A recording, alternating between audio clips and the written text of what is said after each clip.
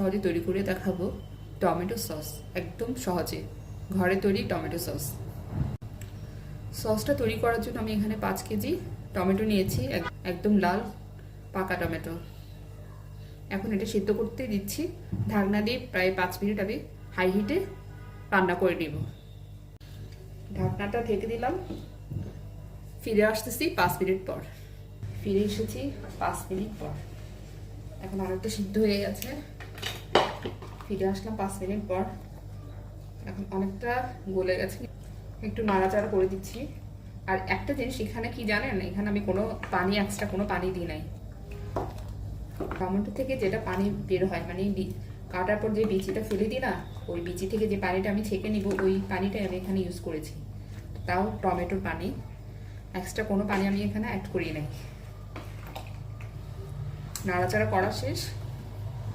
এবং আমি ঢাকনাটা দিয়ে প্রায় 10 থেকে 15 মিনিট মাঝারি তাপে রান্না করে নিচ্ছি।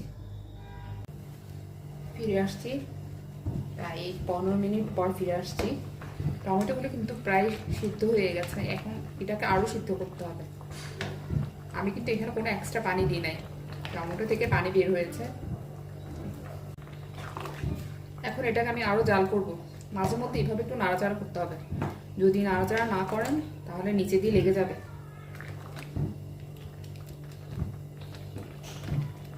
নাড়াচাড়া করে দিই ভালো করে। তারপর এটা আরও সিদ্ধ করব। এখন ঢাকনা ছাড়া আমি সিদ্ধ করব। তাহলে 15 থেকে 20 মিনিট এটা সিদ্ধ হয়ে যায় ভালো করে। জাল চুলার তাপটা থাকবে একদম মাঝারি। আস্তে আস্তে সিদ্ধ ফিরে আসতেছি 15 থেকে 20 মিনিট পর। টমেটোগুলো কিন্তু একদম গলে গেছে, ভালো সিদ্ধ হয়ে গেছে। এখন আমি চুলাটা বন্ধ করে দিব। যখন এটা ঠান্ডা হয়ে যাবে তখন এটা আমি ছাঁকনির সাহায্যে ভালো করে ছেঁকে নিব, যেন টমেটোর কোনো খোসা না থাকে। সিদ্ধ করা হয়ে গেছে, আমি চুলাটা বন্ধ করে দিচ্ছি।